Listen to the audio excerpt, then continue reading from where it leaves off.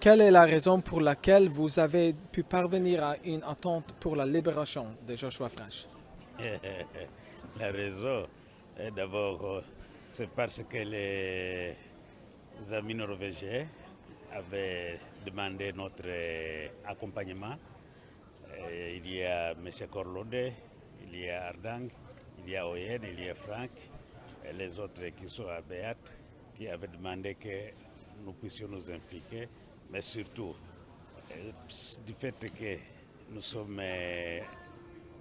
dans l'humanitaire, mais aussi nous sommes dans la paix, la recherche de la paix. Et alors pour aussi manifester notre solidarité avec Madame Franck, la mère de Joshua. Pourquoi est-ce que les Norvégiens ont des problèmes à comprendre la procédure de justice, l'expiation et la libération de Joshua French?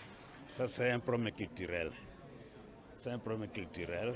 Vous savez, ça demande qu'il y ait des gens qui puissent expliquer la culture, mais aussi les mentalités. Mais il faut noter qu'au Congo, nous avons la justice traditionnelle et la justice moderne. Les deux fonctionnent ensemble. C'est ce qu'on ne comprend pas facilement aussi en Norvège. Vous êtes un chef chrétien et vous vous êtes mêlé dans ça. Pourquoi? Pas mêlé. J'ai intervenu et je devais le faire parce que Jésus est venu pour mourir à cause des personnes qui étaient en problème. Et c'est l'amour de Jésus même, et c'est ce qui nous est recommandé. En tant que chrétiens, nous devons manifester notre amour envers les personnes qui sont en difficulté, mais aussi dans l'humanitaire. Nous parlons, nous avons un principe qui dit solidariser avec des personnes qui sont en danger ou qui sont en risque. Et voilà un peu ça, les religieux. C'est par la foi qu'on devait le faire. Est-ce que la Norvège est un partenaire important pour le Congo aujourd'hui et dans l'avenir? Pas seulement aujourd'hui. La Norvège a fait beaucoup de choses que peut-être vous ne connaissez pas, vous ignorez en Norvège. Moi-même, je suis le produit de la Norvège. J'ai étudié dans une école norvégienne construite par la Norvège. La Norvège a construit de meilleures écoles dans le pays, aussi de meilleurs hôpitaux dans le pays et a formé beaucoup de cadres congolais. Il faut vous rappeler que le premier ministre Matata, qui vient de quitter le gouvernement, a été formé dans une école norvégienne. Donc la Norvège a déjà fait beaucoup de choses. Et à part ça, la Norvège continue à faire. Il est compté. Elle est comptée parmi les grands bailleurs du Congo, la Norvège. Et pour l'avenir, j'espère que la Norvège va nous aider.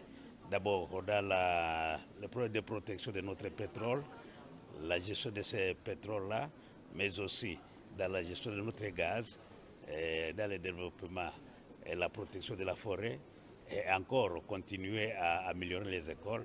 Mais si nous sommes ici aussi, il y a la mise en place d'un système pour que les pays puissent être bien gouvernés, la bonne gouvernance. Et avec ce système, nous croyons que la Norvège pourra faire beaucoup de choses. Nous invitons la Norvège à le faire. Mais il faut noter qu'il y a un problème. Dans toute l'Afrique centrale, la Norvège n'a pas de représentation diplomatique. Ça, c'est une difficulté. Et même pour que Joshua traîne en prison, c'était l'une des causes parce qu'il n'y a pas cette représentation diplomatique en Afrique centrale.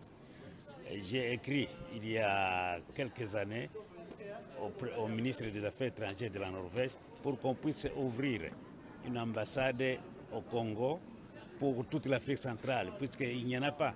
Quand même, ça, je pourrais dire que c'est une faiblesse pour l'administration ou la diplomatie norvégienne. Qu'est-ce que la Norvège peut apprendre du Congo en ce qui concerne l'évolution du christianisme? Bon, il y a eu une réunion il y a 20 ans, c'était en Allemagne. On avait dit que le Congo était pour le moment le centre de l'impulsion du christianisme. Bien sûr, le christianisme congolais est venu d'ailleurs, mais aujourd'hui, le Congo est devenu un peu les centres d'impulsion du christianisme. Ça, il faut le reconnaître et c'est vrai. Quand il y a un relâchement de la foi ailleurs, au moins au Congo, ça continue à accroître, à se développer davantage. Et je crois que je ne dirais pas que la Norvège a à apprendre, mais au moins nous vivons. Plus nous sommes ensemble, et plus nous échangeons des principes et des foi. Et seulement, c'est que peut-être nous qui avons été évangélisés, formés par la Norvège, quand on voit qu'il y a quand même un peu de relâchement de la foi, c'est un peu regrettable, ça il faut le dire. Et donc, ce que nous pouvons dire est qu'il faut que la foi continue à croître et que la Norvège, les gens maintiennent quand même la foi.